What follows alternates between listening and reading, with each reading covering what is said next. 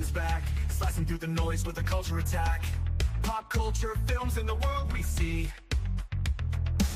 Deleted scenes, where the truth runs free. Take care, stay strong, we're breaking the mold. Be safe, stay healthy, let the story unfold. From watch parties, reviews to the news we spin. Deleted scenes, yeah, this is how we win. Take care, stay strong, we're breaking the mold. Be safe, stay healthy, let the story unfold. From watch parties, reviews to the news we spin. Deleted scenes, yeah, this is how we win. Yeah.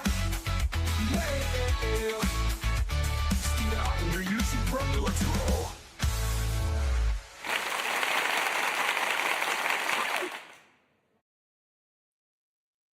All right. Good evening, ladies and gentlemen out there in YouTube land. I am Deleted Scenes, human being, American, and YouTuber Ronin. And I'd like to welcome you to tonight's episode of Reserved Seats. Tonight, we control the horizontal, control the vertical. I want to say hello to everyone currently following along on X. I can't see you, but I know that you're there. I want to say hello to a few people who have joined us here in the live chat. My co-host on Live from Sparkwood and 21, the host of Friday Night Last Call, co-host of Geeky Geezers, Last Call, Truck Jelly, and the host of Geeky Geezers, co-host of Friday Night Last Call, my co-host on Live from Sparkwood and 21, Aged Boomer, channel member JPRPH1,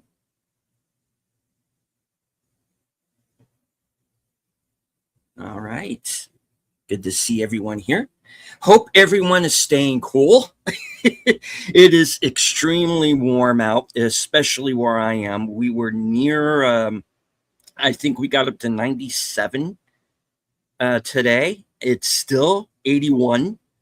I have like two fans on me right now, so you probably hear them. So I'm going to do my best to not pass out. Oh my! It's going to be that kind of summer, folks. So all right, tonight is going to be a fun show. I have a first-time guest, the host of the Physical Media Show, Wednesdays at 9:30 Eastern, 8:30 Central. Greg of FanZcene Vids. Good to see you, sir. Good to Hola. How are you? Right on. Doing very well. Doing very well. Trying not to like I said, trying not to die. Is it hot or something? Of heat stroke. Yeah. No. I mean, it's no, I always enjoy randomly passing out from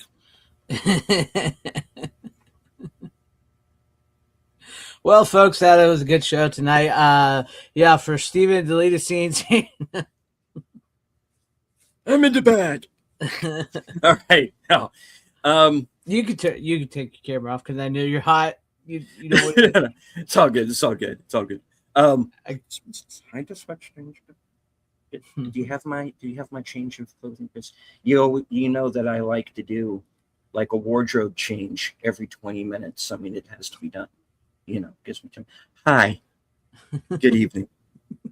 It's a little crazy around here. It's evening. Hi. I am your host. I need to act like it, don't I? Yeah. Okay. So Greg. First time on the show. Thank you very much for taking time out of your schedule to finally join us. We've been talking about doing this for a while, and I was asking some people if they had I'm trying to get like some first time guests because I can't beg Bill and Connie to come on every time. Please do my show. Reach out. You never know who will respond to you. Sometimes it takes a while. Sometimes you feel like you're reaching out to them and you never get a reply back. Been there, done that, still doing that. But you never know. Sometimes you just got to reach out and send that message. Yeah. Markiplier. If you're not busy, this Iron Lung was awesome. All right. I guess I grew up in the same neighborhood as Markiplier. Really? No lie. Right on. No. Cool. I actually moved away before. He's younger than me, so I moved away from that neighborhood. So I never got to meet him or anything. So, but we did live in the same neighborhood at one point in time. Cool. Have you seen Iron Lung? I have not yet seen Iron Lung yet. Okay. I'm hoping for a physical release so I can buy it. I'm hoping so too. It certainly deserves it, I think. And it's I mean, we're kind of stuck with it being on YouTube right now. Well, I mean, I bought it to be supportive. I get it, but hopefully it's going to get a physical here soon. as far as I know, he's going to do a physical, but he's doing it on himself. Which, I know, I say I'm against streaming and everything, but the way he's doing it is the right way to do it. Yeah, because he's doing it all independently, and he's creating this new system for these directors, independent directors like him and everything, where he did it all himself. He made the movie all himself. He put it in theaters himself. And now he's created basically a new system on YouTube so that this movie and other movies like that other people will do can go on YouTube. And that's a great thing, really. And also he wants to, release it physically, which I do. He said he's probably even going to have to buy machines to make the Blu-rays and DVDs, but he wants to keep it all himself, because it's no studio, nothing involvement. It's all just independently him. Yeah, which is a great thing. It's great, and it's a good film, and that last half hour is pretty wild. I won't go. I don't want to go. I won't go too far into it and ruin it for you, but it goes into an area I was not expecting. That's for sure. And it's a good film. I don't know anything about the video game. I don't know a whole lot about it. So. But based on what I've heard, he pretty much follows it. So, if if anybody in the chat has played Iron Lung or is at least familiar with the lore, let us know what you think. Or if you've seen the movie, let us know what you think. All I know is if it's Lovecraftian, I'm cool. I love H.P. Lovecraft. It definitely is Lovecraftian stories. So I'm down with that. Indeed. Mm-hmm. Well, one thing I know that you're not down with, and I kind of wanted to ask about this. OPP? Anyway. And well, that goes without saying. I mean, you know me. You know me. Yeah. So, anyway, you just did a video about this situation going on in the UK with Sony and Studio Canal, where they just pulled 551 or are about to pull 551 titles off movies of and PlayStation. TV shows. Yeah. And I found out earlier this is actually not the first time they've done this. They did it a couple of years ago where they pulled some 230 odd titles there as well. Yes, I believe back in 2023. Something, about that. Yeah. And so this is not a new situation, and this is why we keep stressing this. Why you stress it like I stress it. Bill and I were talking. We were on a whole other. We're supposed to be talking about Westerns, but we talked about because we always say at the beginning of the show, because we have to talk about the YouTube guidelines, or people will just say, "Oh, where's the movie? Oh, this sucks." We can't because it's copyright. That's why we always say at the beginning, physical media is the way to go because it can't be taken away from you. We can go on and show 1883 on Cosme because for right now, Fandango at home has it. Mm-hmm. That may not be forever. May not be, no. And we don't know where this deal that Taylor Sheridan has with Universal, because he's going from Paramount to Universal. Yep. we don't know what that's going to do to things. Does that mean that, Paramount is no longer going to have the rights after that point? And where does this programming go? So it's true. I mean, just look at it from the beginning. There's like, Peacock got the rights to Yellowstone, not Paramount. No. But I mean, it's all sort of under the Paramount should still, like the Yellowstone universe or whatever the Sheridan shows that he's created for them should all still be with Paramount because they should still own that licensings. But you really don't know because I don't see them taking that to Universal. I see him just creating new stuff over there. You never know. He could take Tulsa King and all that over there. You really don't know.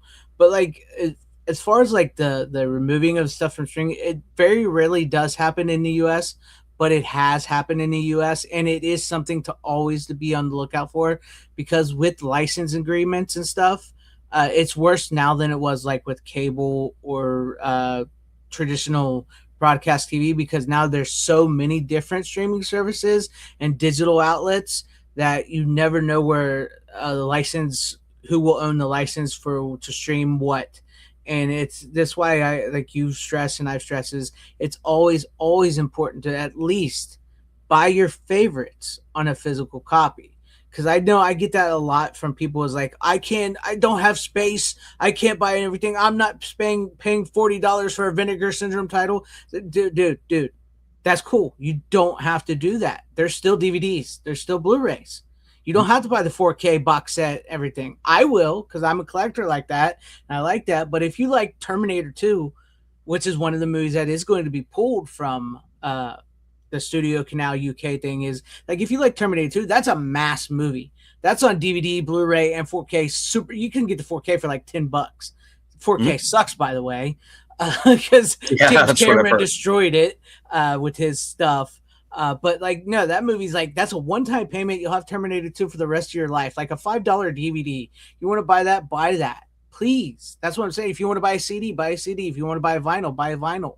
If you want to buy a hardback book, a comic book, buy that. It's always important to have this because it's something tangible, something that's yours, it's ownership. It can't be changed and edited. Now, is there a worry that because we've had it coming soon as well as like with, Crocodile Dundee, they edited that, and all new physical media copies will be the new edited version of Crocodile Dundee. And there's rumors now that Michael Mann may have edited out some words from Manhunter, and that's supposed to be getting a 4K soon. So, like, there is a worry that could happen in the future, but that is very much few and far between, and not something to completely worry about. It's more the streaming aspect is what you got to worry about because, for the most part, that's not really going to happen with physical media. For the most part, I mean, yes, it has happened, but it's something not to be worried about at this moment in time. Could it happen? Possibly, but at this moment in time, physical media is still the best way to see the movie, music, books, whatever, without editing. And also, like, there's older like a lot of these movies as well too, because like you and me, we will buy those obscure B movies nobody's heard of, nobody's seen, Bikini Car Wash. Not everybody's going to buy something like that, right? I will. You might. No. But like most people want like Back to the Future, Indiana Jones, Star Wars. They're like you were talking Westerns. They want their John Waynes. They want their Clint Eastwoods. All that is mass produced for the general masses. And there are DVDs and Blu-rays and VHS and Laserdisc. Are those still pretty readily available? So if you want that, buy that, because it's better than worrying about whether it's going to be censored, changed, or taken away from a license due to a license agreement on some digital streaming platform. There's my little rant for you. I'm not a Tom rant, but there's my little rant for you. No, if we had a Tom rant, I'd just sit back and we're fine. Give us the next 20 minutes. We're good. The trouble is he's starting to be right with a lot of this stuff. So he is. People don't like to know that Tom is right a lot of the times. He is. Sometimes he is. And the thing with me, though, is he sees the things in specifically, when it comes to 4K. And I wasn't sold on 4K Right. at first, really, until you guys really started bringing it up and getting into it on the show. And in fact, I have you and Tom to thank for even physically buying a 4K player, because I was like in the store and I finally made the plunge that fuck it, I'm going to buy one of these things. And I don't have a 4K TV is the thing. And that's what was stopping me in a way. And I really don't want to have to go out and like buy one when the TV that I have is still working perfectly fine. But what sold me, well, number one, you guys, thank you once again for finding me a decent player. And then thanks to Corey, Wilkie's Movies and Music, for actually showing me the ins and outs, so it doesn't like skip on me, which like my old Blu-ray player used to do. And I finally figured out how to work the damn thing. And so, because I'm an idiot when it comes to this stuff. What really sold me on 4K was watching The Thing. That's a great 4K. And this is a movie that I have seen, I don't know how many times through the years. Even saw it as an itty bitty little kid when I shouldn't have been, but I watched it. And but when I saw the 4K, I was noticing these little details within the creature itself. And it was like, was that there before? Did they add that? Was that arm sticking out right there before? And I'm like, it was just so much detail. It's beautiful. That I had never noticed. Never on VHS, certainly never on television, never on Blu-ray. And it was just like I was watching a whole new movie. And I did. Go ahead. I did something I'd never done watching The Thing before. I got scared. Nice. Like, I love that. Whoa. Love that. Yeah. I love that. We're in trouble here. Now, see, so that's Go ahead. No, go ahead. I don't want to cut you off. I want you to finish. No.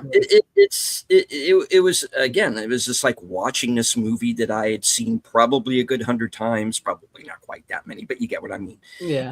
Enough where I can say the entire script back to the screen as they're doing it, you know.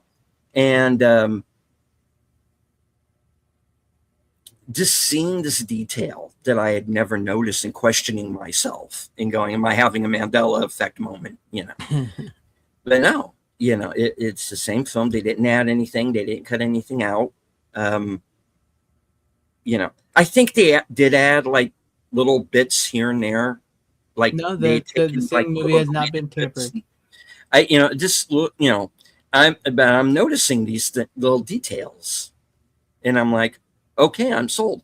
And it was the same way with for me in Blu-ray when I saw 2001.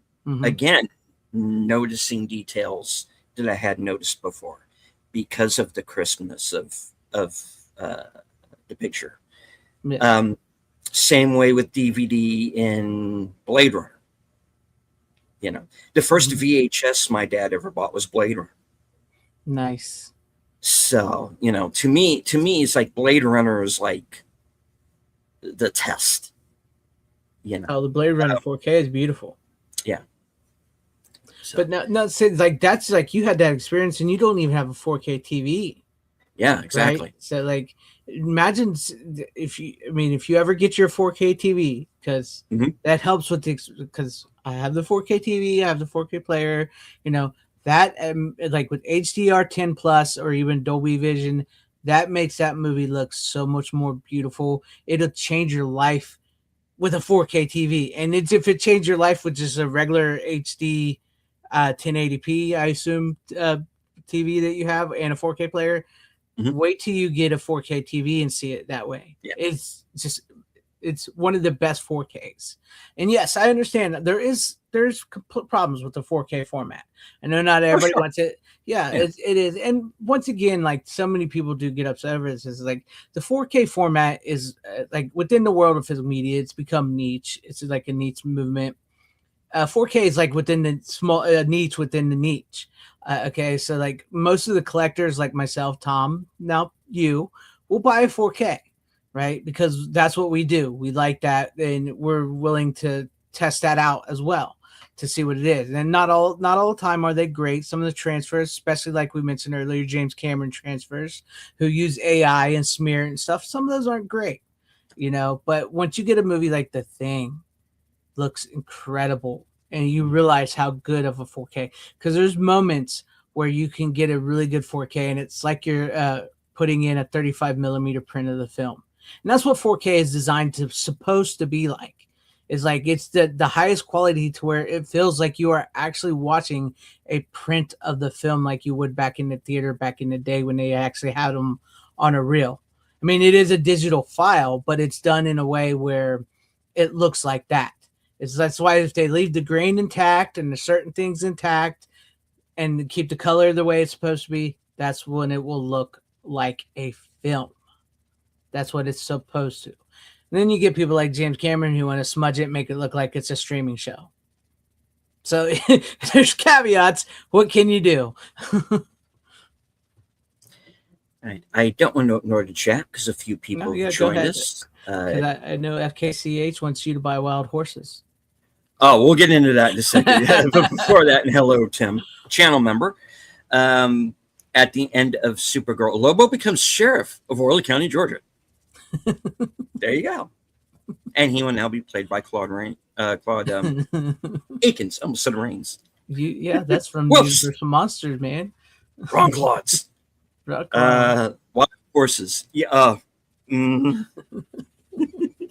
Okay, there's a story to this. During our Western Cinema show, Bill had hit on the idea of a movie called Wild Horses. And this is a movie that is starring and directed by Robbie Duvall. Mm-hmm. So he said, okay, Robert Duvall. How about this way? Josh Hartnett, James Franco, a bunch of other people in it. It's decent cast. Mm-hmm. He put his wife in it. Mistake. Beautiful woman. Can't act to save her life, but she's there. It's not a good film. It is edited together by a pack of squirrels. The story makes no sense. It ends with, and I don't mind giving anything away. You don't have to worry. I've seen it. I'm not really sure there's anything in it to give away, to be honest with you. Anyway, because the ending of the film has to do because Duvall, at the end of it, because he is responsible for the death at the beginning of the film. So, the villain must pay. You racist old white man, because of course. And so he's gone, and it's a matter of, okay, who's going to get the ranch? Which of his sons, Hartnett or Franco? Obviously, it's not going to be Franco because he can't leave the gay kid in charge because racist old white man. So, okay, Hartnett's going to get the ranch. Everybody's happy. La-di-da, let's go. And no. So we find out that the housekeeper's daughter is actually his daughter. So she gets the ranch. Yeah.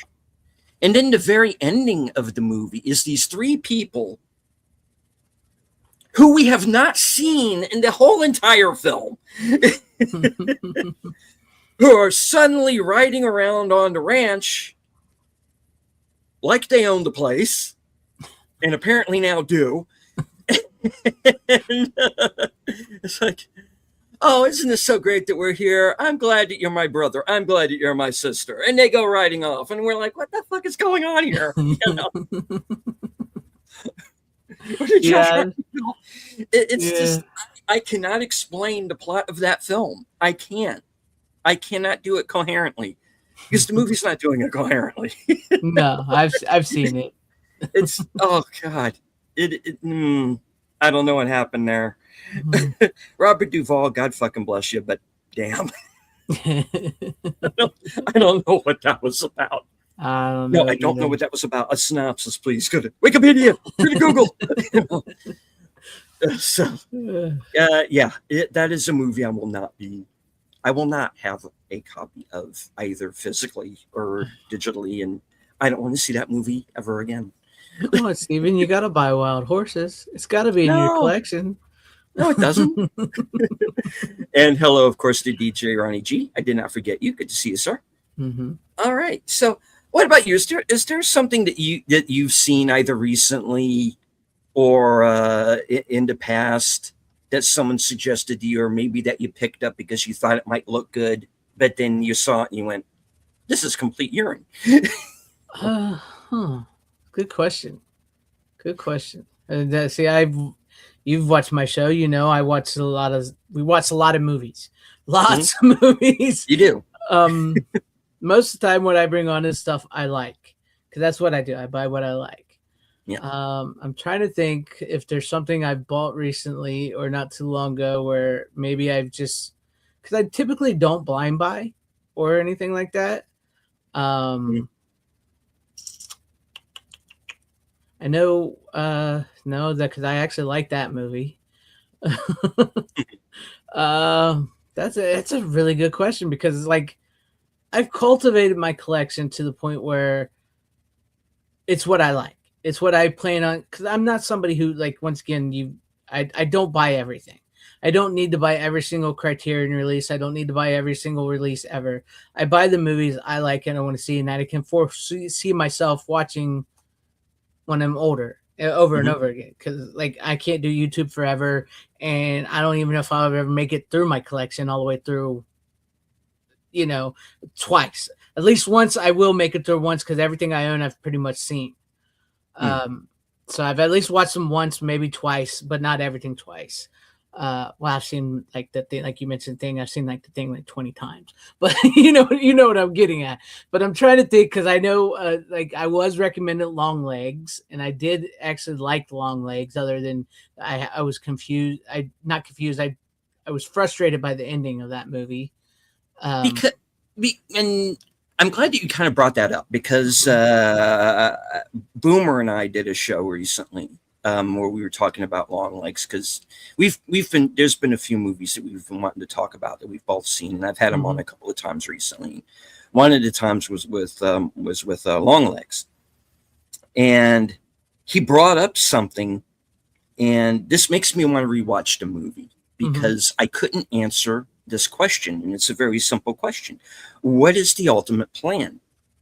mhm, Why is he the long legs character Nicolas Cage doing this? yes, What is the ultimate goal?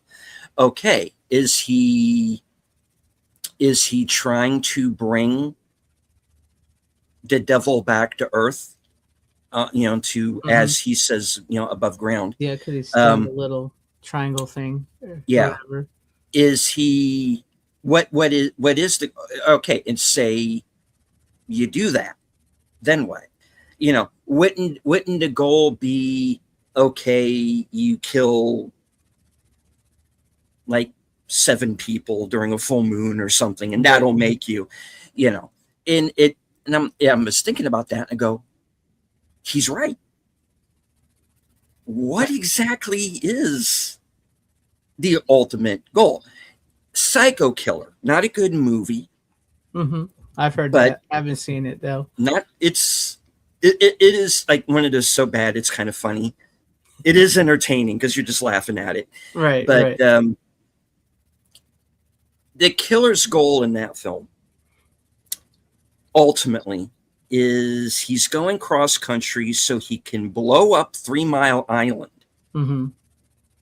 I am not making this up. He's going to blow up 3 Mile Island because he thinks that this will bring the devil back to earth and party time. Mm-hmm. Again, doesn't make a whole lot of sense, but there is a goal and it is Mm-hmm. stated, you know, whether or not you think the execution is there or not. Just watch it for Malcolm McDowell because he's sufficiently Malcolm Great. McDowell-y. Yeah. But Talking Heads. And unfortunately, the song is not in the movie. The song is in the movie. The song is not in the film.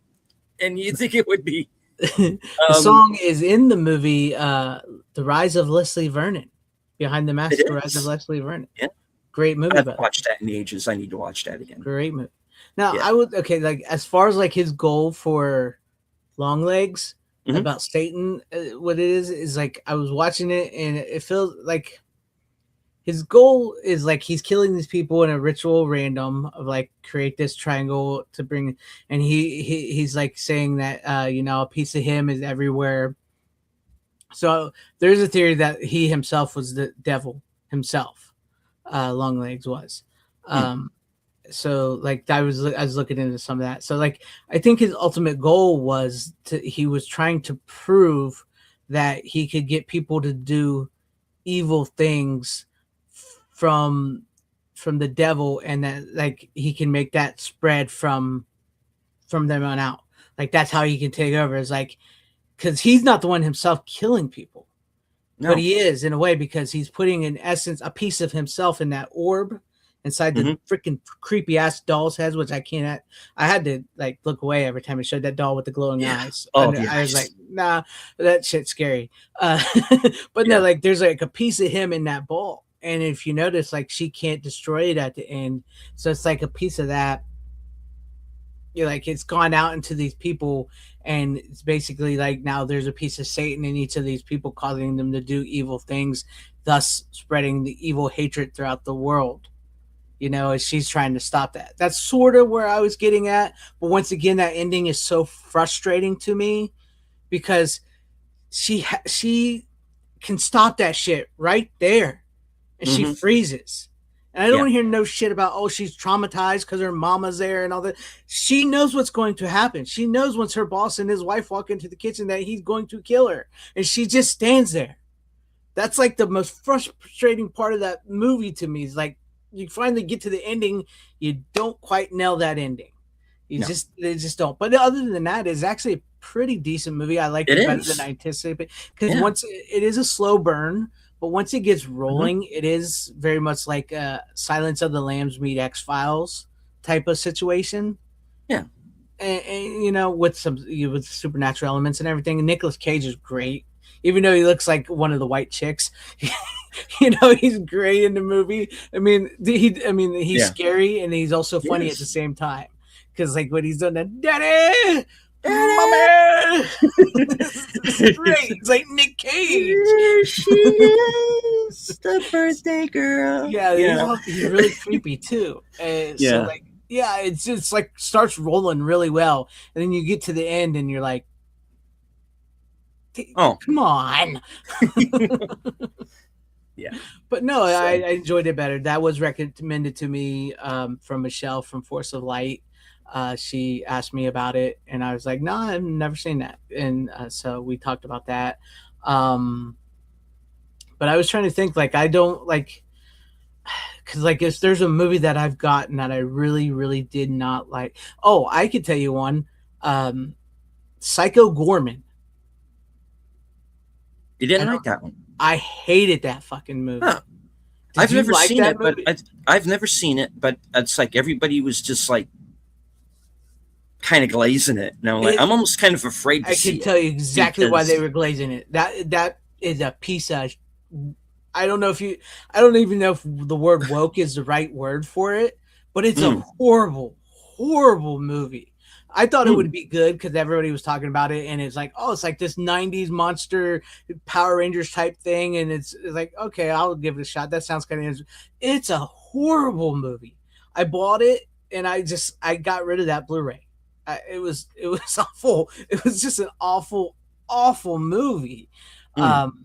It's about this little girl who's like this mean as shit little girl who doesn't give a crap. She's always beating her brother at everything. making him do stupid shit. Their dad doesn't work. He stays at home and watches TV all day. The mom goes out and work and does everything for the family. And then she uncovers Psycho Gorman in their backyard or somewhere, who's this monster from another planet that was like the most evil monster, but whatever, this thing, whatever. And she uncovers him and she can control him. And he wants to lay waste to the entire universe.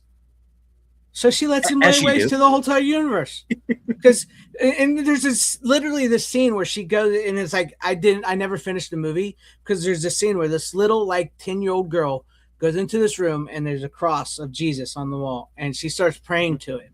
And then and what she does is like, now it's time for you to get out of the way because there's a new God in town. And she breaks the cross over her leg, and it's time for Psycho Gorman to take over. And I'm like, I'm done. This is a shitty ass movie. It's every trope in the book. The men are stupid. The dad does nothing. The mom is this, and the little girl does this, and then she lets this evil creature destroy the world. And it's like, what are we building to here? What is the point of this? Is not fun or funny. It's stupid. You're making this evil thing the hero, but he's not a hero. He's doing evil things. Mm-hmm. It's like, I don't know what people were watching, what movie they were watching. That movie sucked ass. I couldn't stand it. Yeah. I honestly had never finished it. It's just done with it. Well, I would say I have not watched every movie that I have. No. I may have seen it, but I may not have seen the copy that I have. There are a few movies that I have that I just kind of bought blind because they looked interesting. Yeah, I've done that too. At least something I think I would like. There's a movie I very famously brought up that's like a found footage film called Five Across the Eyes. And I've only seen like a few minutes out of it. And but I've never been able to sit down and watch the whole thing. So I got to get around to doing that. It's only like, it's not even 90 minutes. You should be able to.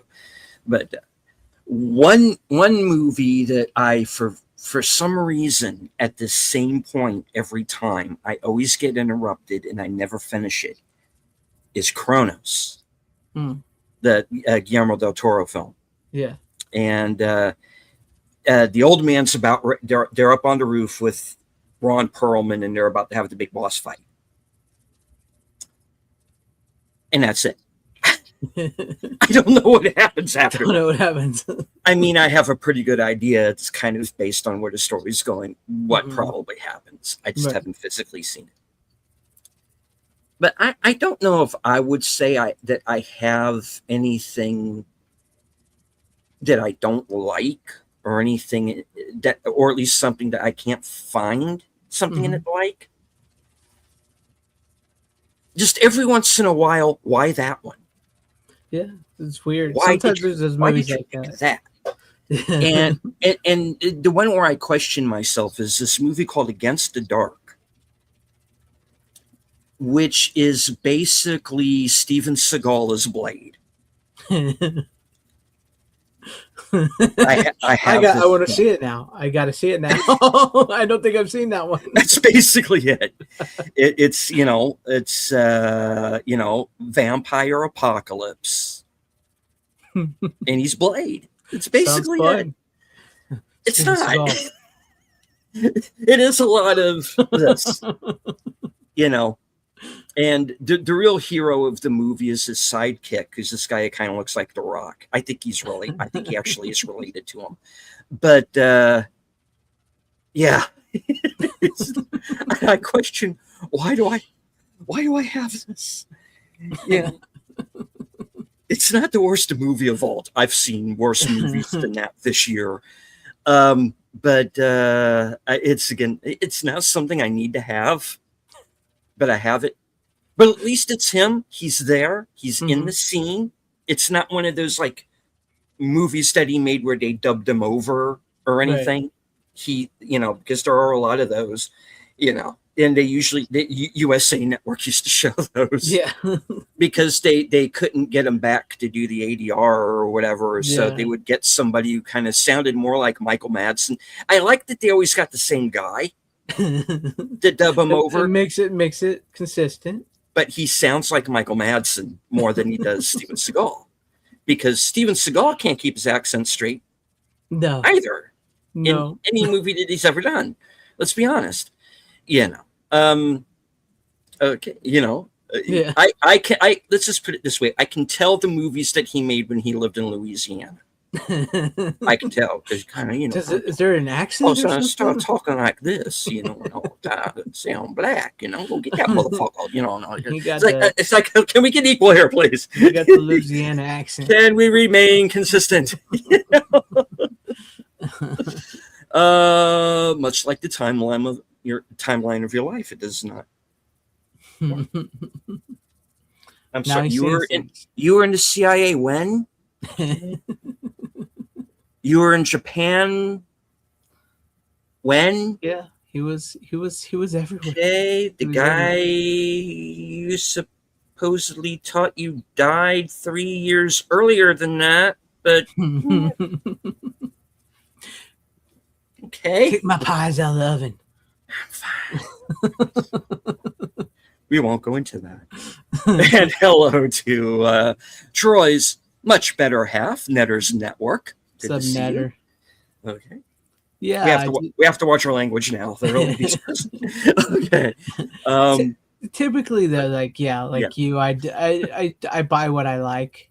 Yeah. I mean, I know there's a lot of people out there like that's I see so many physical media people doing talk where they buy everything. I don't do that. I can't do that.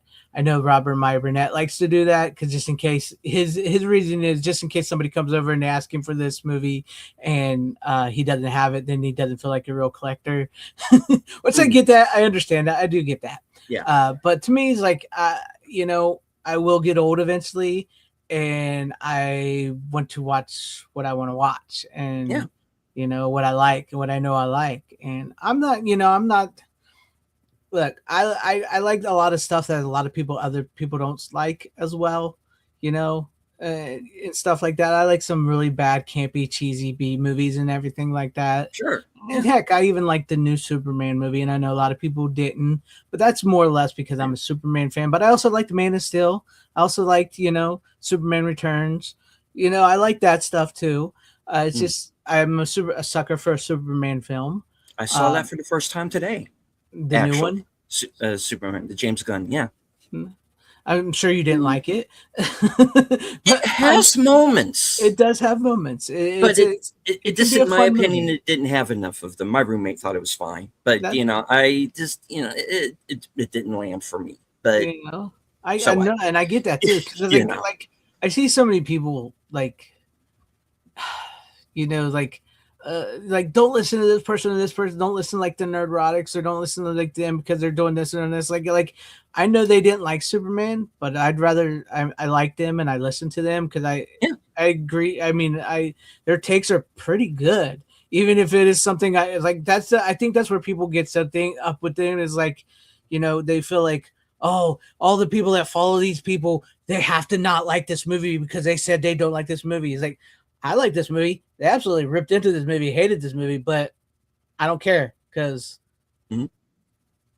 we're all allowed to like and dislike what we want to dislike and like. And they're pretty honest people for the most part. And so what, they're making some money off of it. Who gives a shit if they're making money off of it? Don't act like you're not on YouTube like those people, other like Angry Joe, who's out there, who's like, I'm not on this about money. Yeah, you are. You're on it about money. You got over 1 million subscribers. You're happy as shit that you're getting this engagement right now. You're even fine. though people making fun of you, right? So I'm just saying, it's like, we're allowed to like people that may not like stuff we don't like, or you know what I'm saying. But anyways, like what I'm saying is like for the most part, I like what I like. I buy what I like, and I enjoy what I like, and I enjoy listening to other people's opinions, whether they don't like them or I like hearing people's opinions, even if they don't like things. Matter of fact, I find it funner when they don't like it because then I can hear their honest opinions. Yeah, I mean, a good critic ripping into a bad movie, or even a good movie that you may even like, is pretty fun, you know. You get their honest, raw opinion.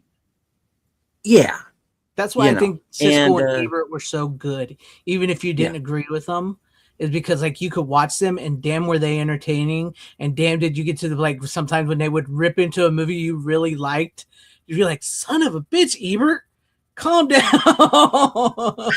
You know, but it's like fun and entertaining, and like even if it's like they don't like it, it's okay. It's okay. Yeah. You know, you like what you like, bro. If they don't like it, it's okay. They ain't doing you no harm. You're the one crashing out, acting all weird. But anyways, go on, Steven. I'm trying to remember if since I've ever been on YouTube, if I ever kind of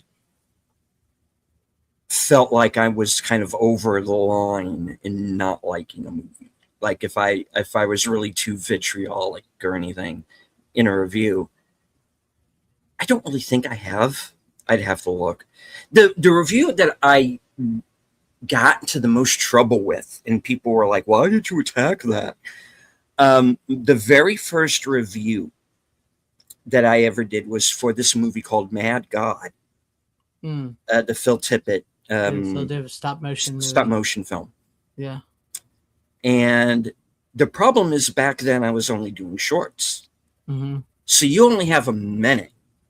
Back then you only had a minute. Mm-hmm. And so it kind of made it sound like I was ripping on the films. Well, and people are like, well, this is a really artistic film, and it took them so long to... I understand. It looks beautiful. It's great. I think it really says something about Hollywood that a man of Phil Tippett's stature can't get the backing on a film that he has to start and stop it over 4 years in order to get it done. I think that's unconscionable. Spielberg, where the hell are you? This is your man. Right. You know. My issue with it was that I thought it had made its point halfway through. Right. And then it just kind of stops and then repeats itself for the second half of the movie. And that was really the only issue I had with it, you know. But people thought that I meant that I was just kind of going, oh, this movie's just a complete piece of crap. No, it's not. It really isn't. I'm just saying that, you know, I thought it would have made a better short film. Right. And not a feature. I get you. I get you, man. But, you know, it's on the Shudder box set. So I'm going to watch it again because one of the things I'm going to do is I'm going to go back and I'm going to review all of the movies that are in that set. Some of them I've seen already. Most of them I haven't. So, you know, Skinamarink. I get it. That movie's not for everybody. I like it. You're one of the few. It's one of the few I've heard say they like it. It is that abstract nature of it that I enjoy, and that fact that it does leave things up to you to decide what is really going on, you know. And I know there are people who walked out of that movie, literally walked out going, well, there's no monster, there's no killer. And I'm like, are you sure about that?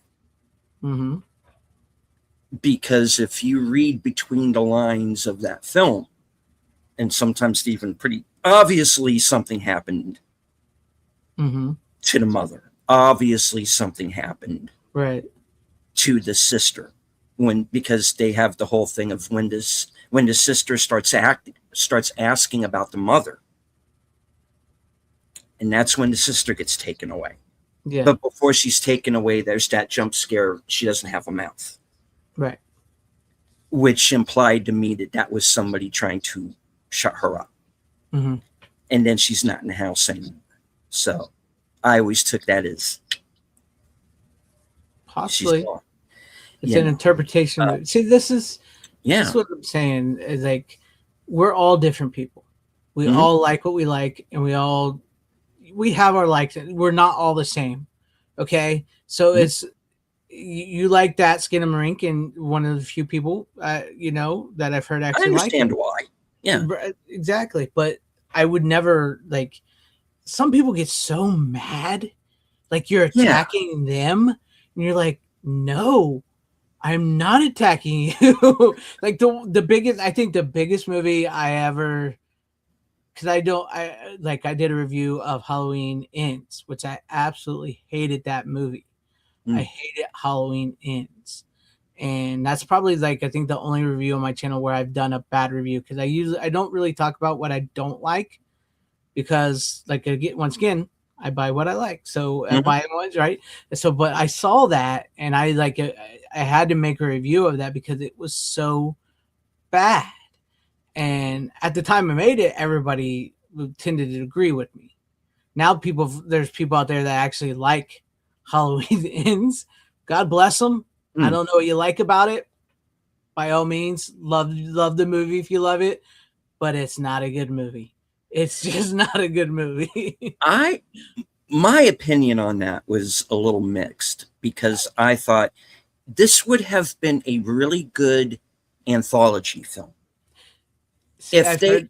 Go ahead. Go ahead. yeah, if they had done what the quote unquote the original plan was, Mm-hmm. which was to do Halloween as anthology films.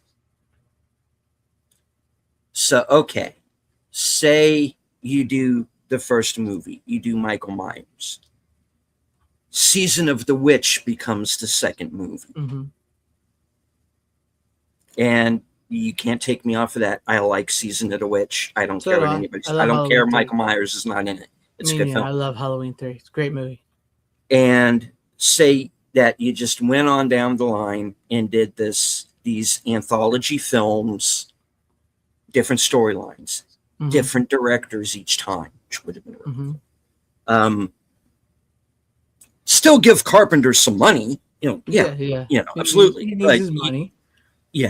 because he still created the whole thing. Rather you take the Michael Myers route or the anthology route. Mm-hmm. So you go all the way down the line and you get to whatever you would have called Halloween Ends if it was an anthology. You go through the whole thing of Corey Cunningham, what happens to him at the beginning of the film. He's babysitting the kid. The kid dies. He gets blamed. You could have him meeting the girl and then go, why don't I introduce you to my grandmother? And then you go to the grandmother's house and I'm going to go, holy shit, it's Lori. Mm-hmm. Just totally not even tell anybody that Jamie Lee Curtis is going to be in the film. Don't mention Laurie Strode at all. Don't have her in the any of the marketing. And you go, oh my God, this is a secret sequel.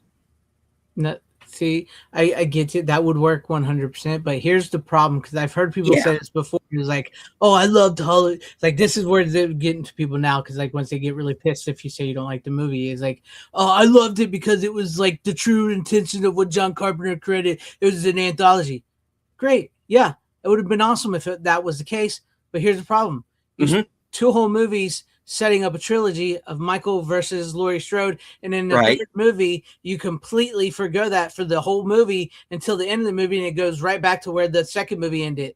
And see, because you set off with the second movie, you set off with Laurie taking the knife, leaving the hospital like she's going to track down Michael Myers. Then you jump like what, 5 years ahead, or I can't remember how many years ahead. Something like that. All of a sudden, it's like, no, we stopped looking for Michael. Now here's Corey, and it's like, yeah. No, you can't. Now, if this was like the Corey Cunningham, like you said, like if it did Halloween was 2018 was Michael Myers' story, then the next Halloween Kills or whatever was not Michael Myers' focus. It was something different, Season of the Witch like, and then you come back around with that. I don't think people would have complained one bit if you did that. If you had to focus on Corey and then all of a sudden, oh, it's Laurie Strode. She's you're in the Michael Myers universe again. I probably would have liked that myself, honestly. But you derailed in a trilogy because you couldn't figure out what to do. Plus, you ripped off Christine. The guy's name Cunningham is taken directly from the lead character of Christine. You ripped off Psycho, Christine, and Scream all in one. Well, Scream is a ripoff of Halloween, anyways, but you ripped all this off all in one movie to completely kill him at the end of the movie, and at a pointless situation where he's like, if I can't have her, nobody can, and he kills himself, and she's fine, she lives. And then all of a sudden, here's Michael, and here's Laurie. Here's the showdown you waited from the end of Halloween Kills after an hour and a half into this movie. Well, like almost 2 hours into this movie. Yeah. Here's the ending to Halloween Kills.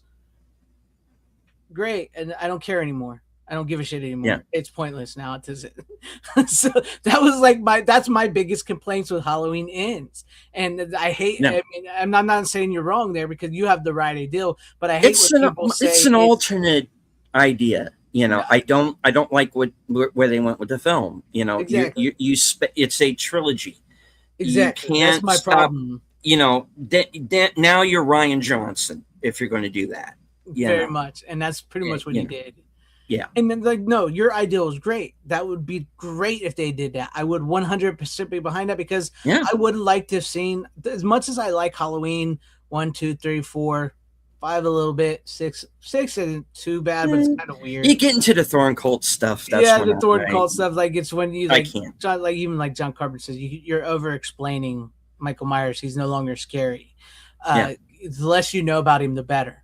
And that's what makes the first two, even though you find out a little more in the second one, and John Carpenter doesn't like part 2, but I don't care. I still think it's a good sequel.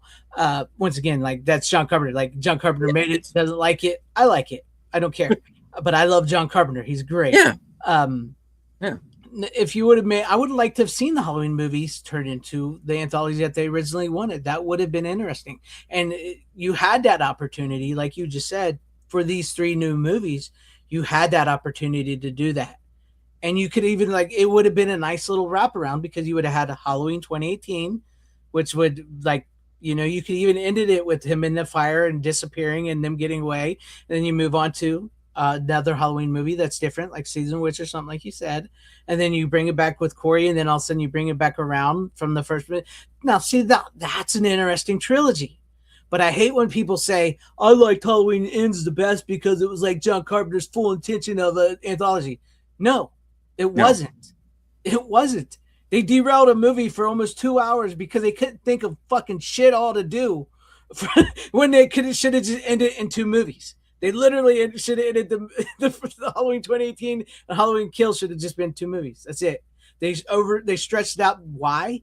Because Halloween 2018 made bank. It became one of the most successful Halloween movies of all time. It made the Halloween franchise $1 billion franchise. That's why they stretched it out into 3 movies. So, and they set it up as a trilogy of Michael and Laurie, and then now we're getting to the point now. There's they were going to make a TV series on Halloween. That's been canceled. It seems like it's been canceled. Thank Hasn't goodness. been confirmed, but it's probably been canceled.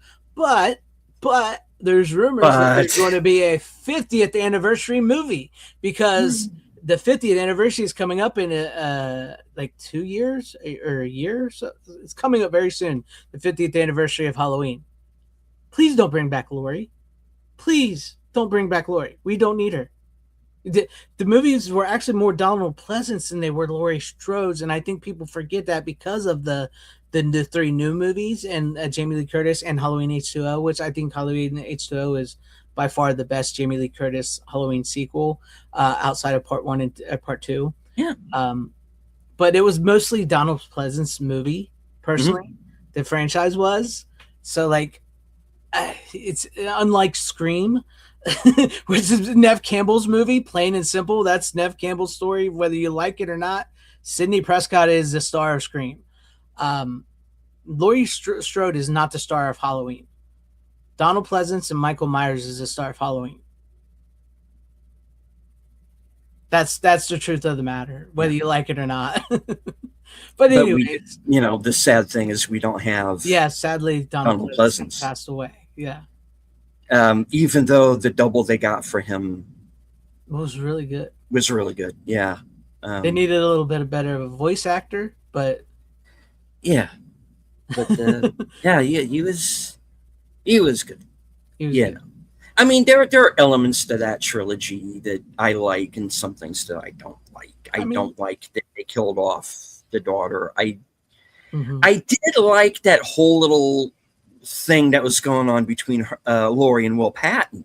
Yeah, I which they thought never that was really a nice explored. little bit, but Yeah. no, they didn't. Just this guy who was like into her from way back, but never said anything, and then it's that, and then just like, is he even in Yeah, he's in it, Halloween? but once again, it's like, yeah, he's in it, but once again, most of the story focuses on Corey Yeah, and her granddaughter. So like that whole little like all that's what makes me so mad about the movies because yeah. you had a really decent setup.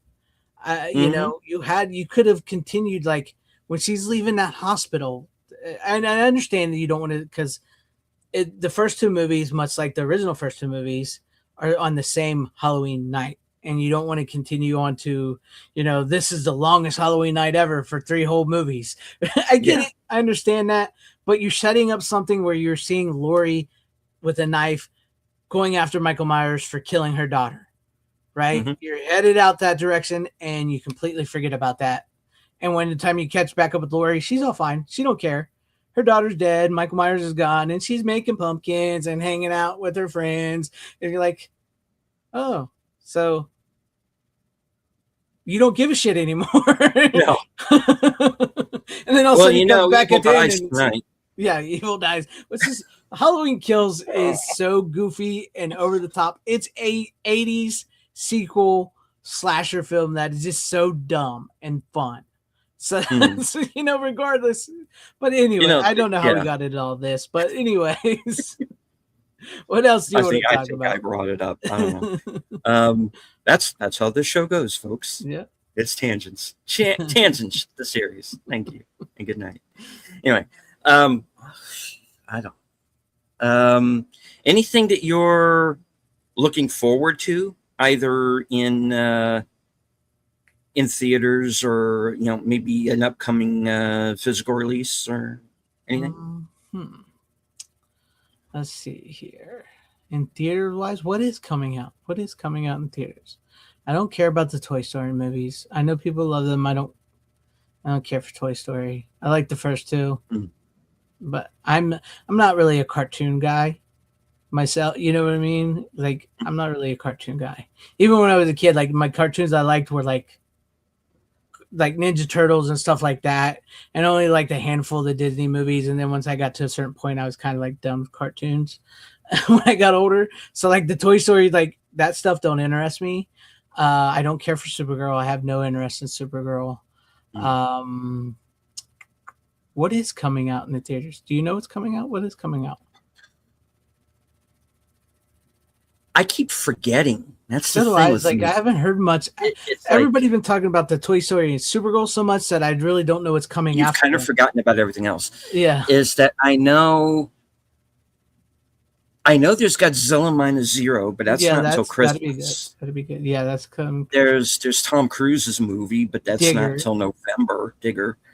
Be careful with that name. Werewolf is another one. That's Christmas too, and I want to see that. That's Christmas. I as do well. want to see a werewolf. That's the thing is I keep forgetting, and then someone will remind me of a title, and I go, "Oh yeah, that one," and I'll forget again. That's the problem. Is that there's nothing really memorable anymore. There's that nothing stands out. It's just that I don't get excited for anything like I used to. It's few and far between. I mean, yeah, Obsession and Backrooms, but I would have gone and see those anyway. Yeah, I'm looking forward to Obsession's 4K. I plan on buying that. Mm-hmm. As Psycho Not Your Daddy out in your chat. So how do you? Yes. Hello? Forbidden Planet 4K. Yes, I'm looking forward to Forbidden Planet 4K. Tequila Sunrise in 4K. Nice. The movie Go in 4K. I like that movie. That was a good movie. Yeah, I'm really looking forward to Werewolf. I mean, I know Eggers did come out and say that he's throwing away some of the werewolf mythology, like the Silver Bullet, and Moonlight, and all that. It's kind of like, but at least he's keeping it a curse. So it is a curse. I like that better than the Blumhouse. It's an affection Wolfman movie, which wasn't a Wolfman Was that movie. no? It was an Because affection. everybody I've seen, and I saw like the makeup for that, and I'm like, that's not a wolf. It's not. It's just some guy like hobo. Yeah, But no. So it's a I'm Wendigo excited about that. Yeah, really more yes. than anything is what I've heard. So I Yeah. still haven't seen it. So I've heard it. I've heard nothing good from it. no, But no, the Eggers werewolf. I like Eggers. I did like Nosferatu. I know some people didn't, but I did like Nosferatu. I thought it was really good. I'm looking forward to Werewolf. Like I am looking forward to buying Obsession on 4K. That was probably one of my favorite new movies I've seen. I really enjoyed that movie. I know that's a Gen Z horror movie, but I think there's enough themes in there of relationship wise for men and women and what they go through. Because I don't think a lot of people understood that. Because like I hate the people coming out, like the women coming out of the audience saying all men are evil and deserve to be lonely. I'm like, you missed the complete point of the whole fucking movie. Sorry, I don't use no, that's fine. but I was like, you missed the whole point of the movie of what this movie was about. Yes, Bear was the villain. Yes, Bear did horrible things to Nikki. I get that. Yes. But also, were you not paying attention? Because clearly this whole friends group and what people go through in the dating world was all toxic. His friend was sleeping with the girl he wanted behind his back and also was trying to give him advice to get with this girl. There was another girl that secretly loved him, but couldn't tell her, but waited till he was in a relationship, or at least she thought he was, to come forward and after she slams her face with a bottle to say, you know what, I like you. Yeah. Do you not see that this whole movie is about men and women all together? Yes. And what people go through with dating, even in the Gen Z world, is that's what scares them, is dating and talking to a woman. Right. So that's the horror for them, but also for somebody who's gone through relationships and stuff. It's like, you see this, like, especially now that you're older, you're like, you see this and you're like, yes. And plus they combine it with enough horror that it really works, in my opinion. So yeah. Psychonaut says my favorite is Bad Moon. Wolf Moon, OG. Loved Nosferatu as well. Nosferatu was good. I haven't seen Backrooms, but Obsession was good. I've heard Backrooms was all right. I tell you what pushed Backrooms over the top for me. And number one, I know that they are going to re-release it with like 15 extra minutes. I think that's a mistake. I think leave it the way it is. You know, it would be a really good like DVD special feature. I don't think it needs to be in theaters. I'll tell you what pushed that movie over the top for me was when she's being chased by the creature, I'll say, without giving too much away. And it chases her into that room that's just like a bottomless pit. And she's only got like a ledge like this big to walk around as this thing is chasing her, as she has to go up to get away. She has to go up these stairs that could lead to who knows where. You know, and if you've ever seen the original short films, she goes down she opens that door that could be 30,000 feet straight fucking down. Yeah. You don't know. But the point is I have had nightmares of that exact room. I mean, exactly that room. And I'm like, whoa, okay. You're in my subconscious now. You know. So for me, it was scary because it was going into areas that do scare me. And it's very rare that a movie does that, you know. I have never been in a situation like what's in Obsession. And if I ever did use one of those, you know, One Wish Willows, I would maybe word things a little bit better. Exactly.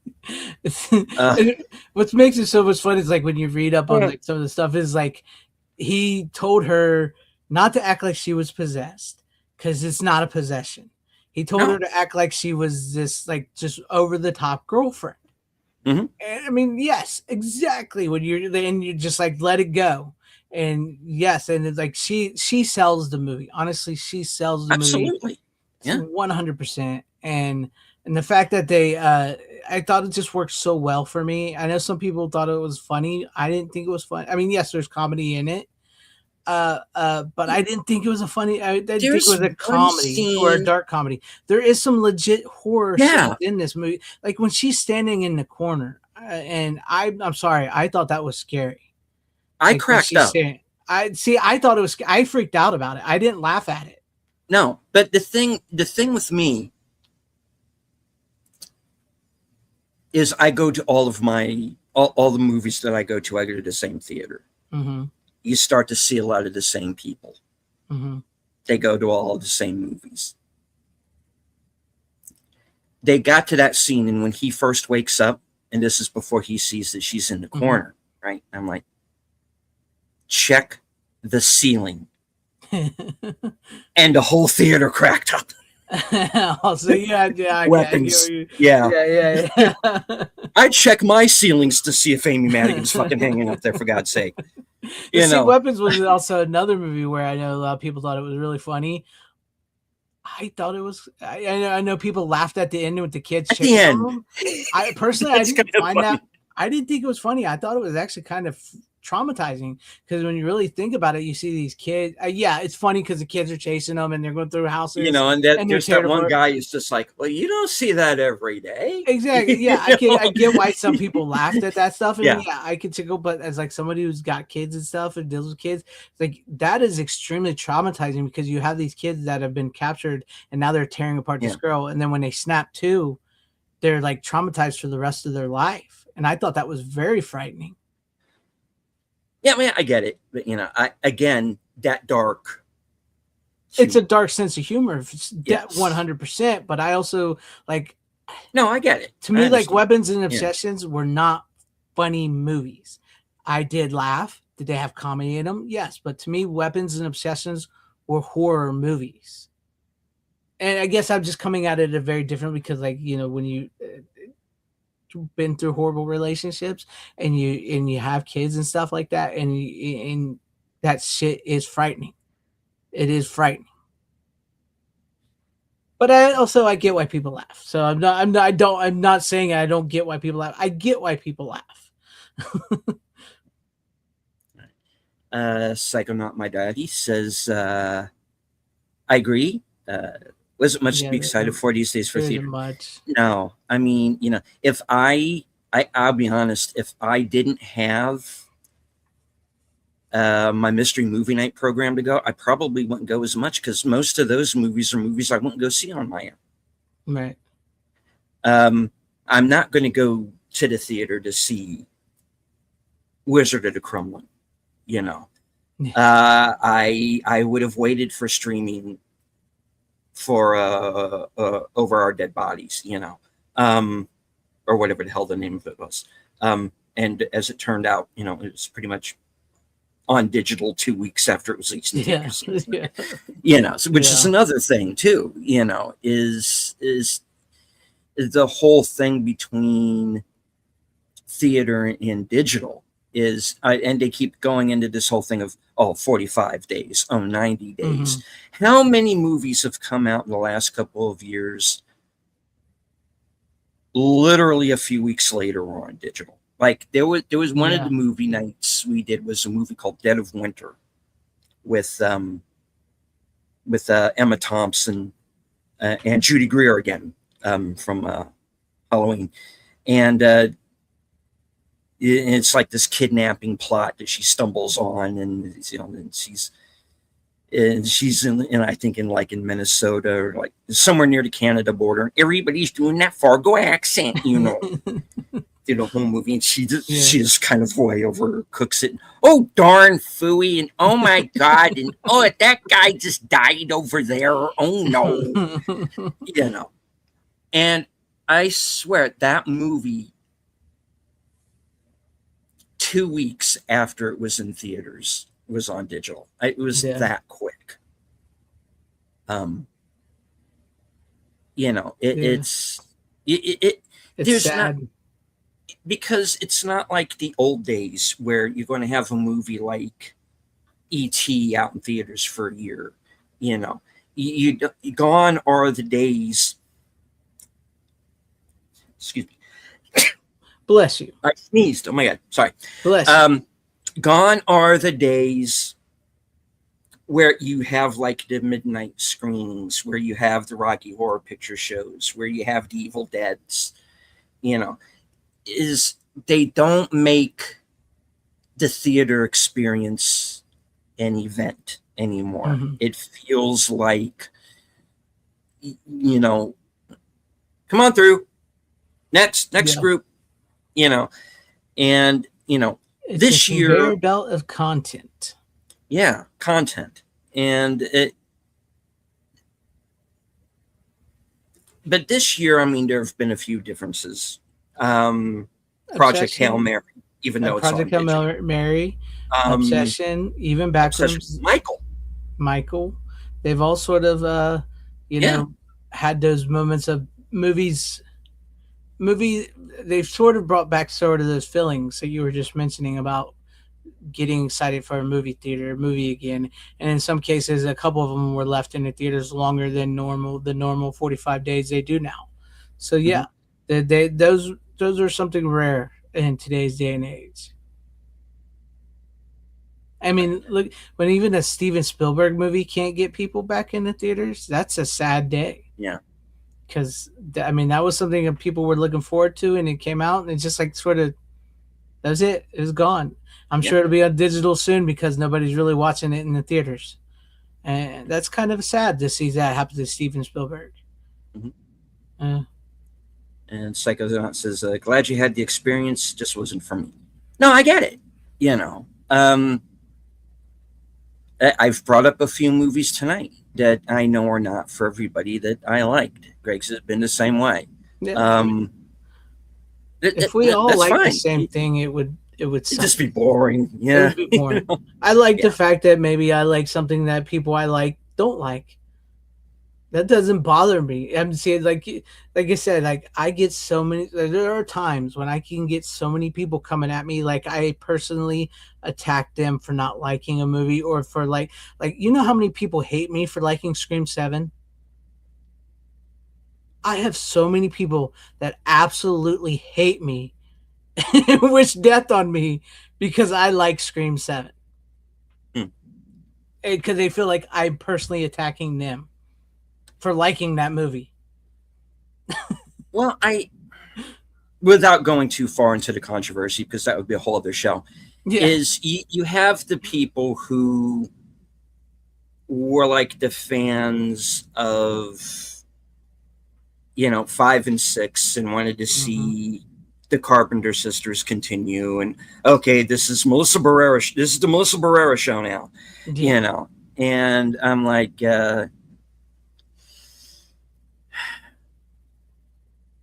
look, I didn't see those movies, so I don't know.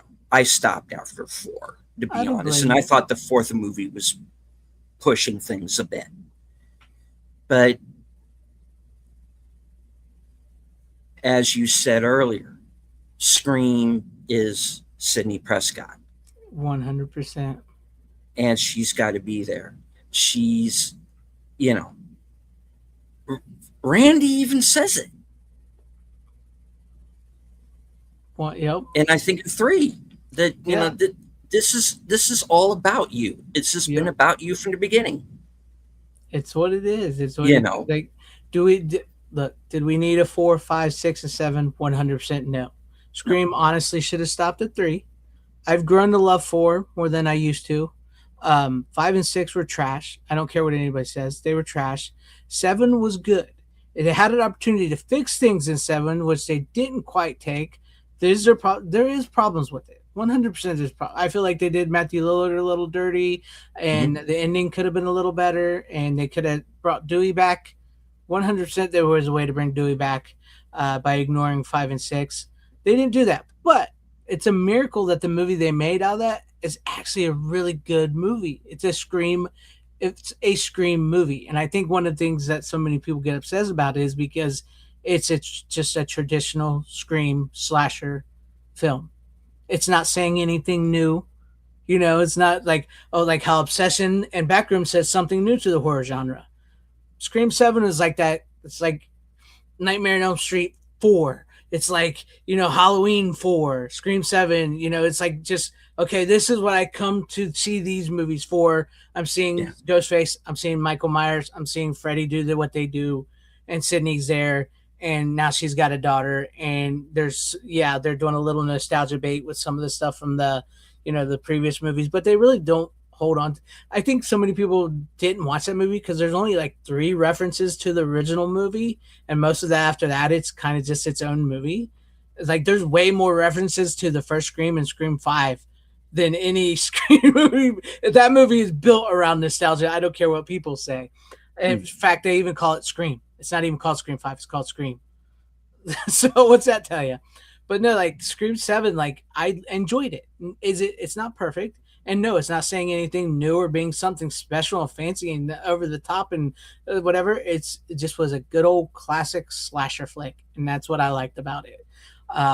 Yeah, it had problems, but I liked it. And it's like, people hate me.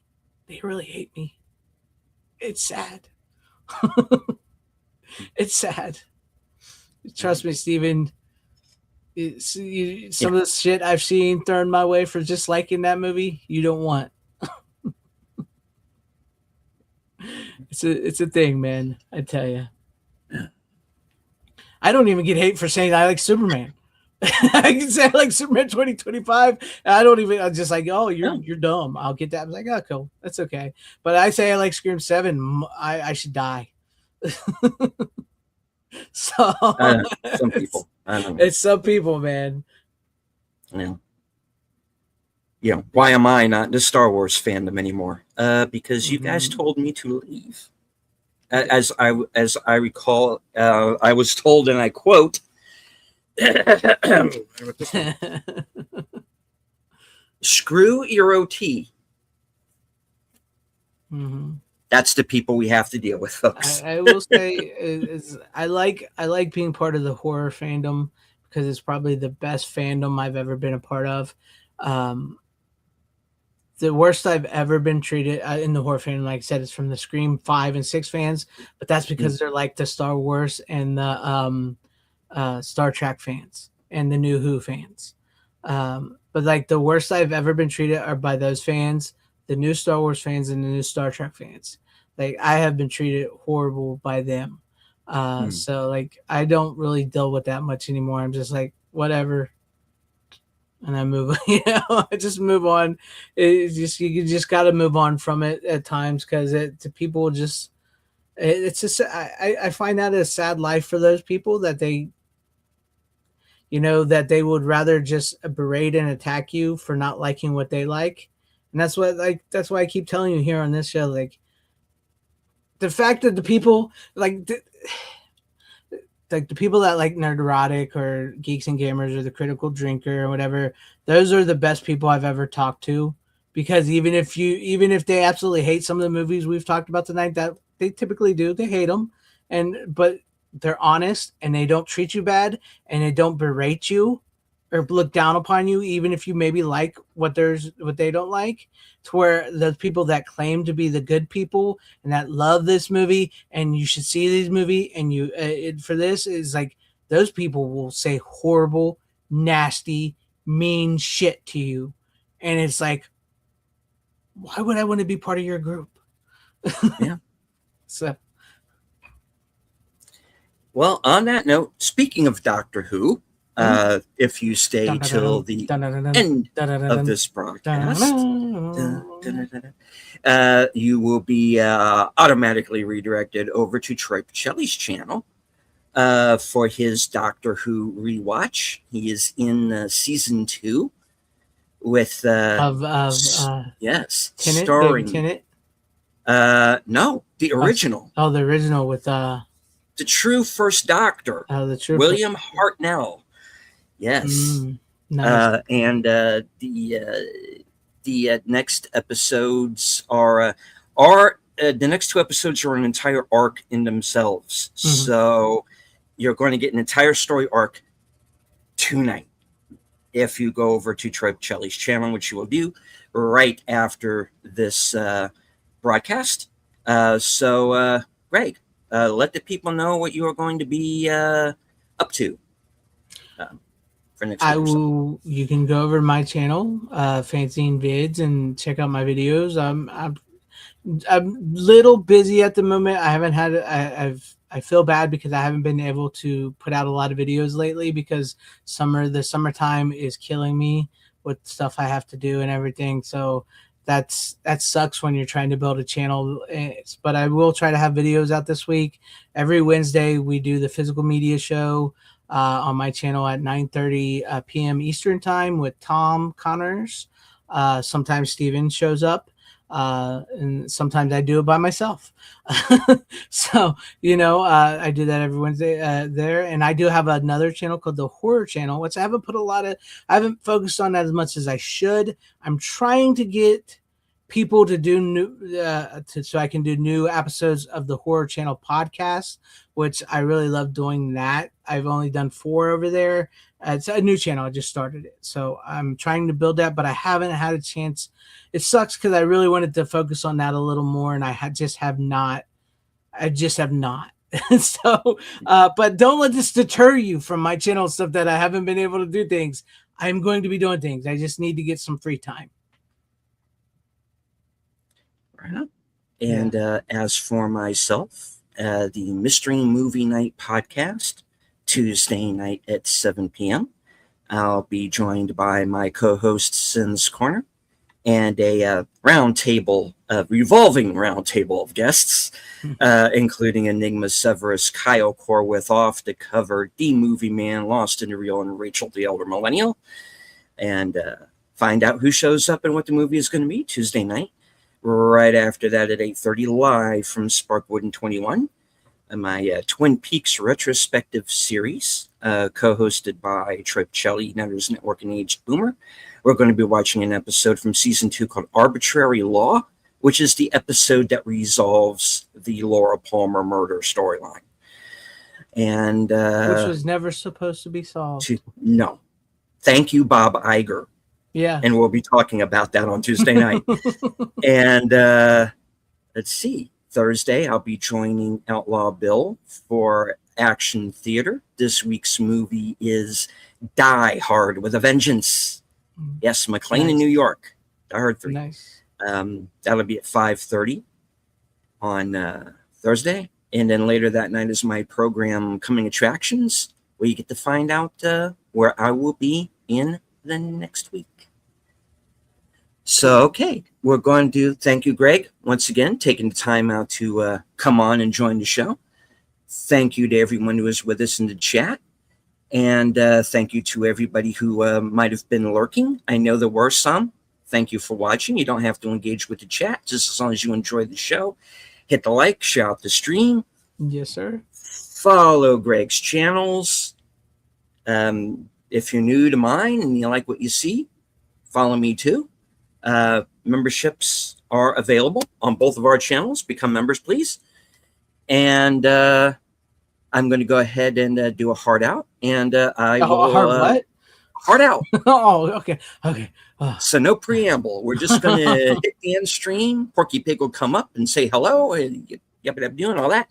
And I know that's Fred Flintstone, but so everybody head on over to Troy's channel for Doctor Who. And as I say at the end of every broadcast, from HQ and all points north, south, east, west, and beyond, good night, take care, stay strong, be safe and healthy, because this is how we win.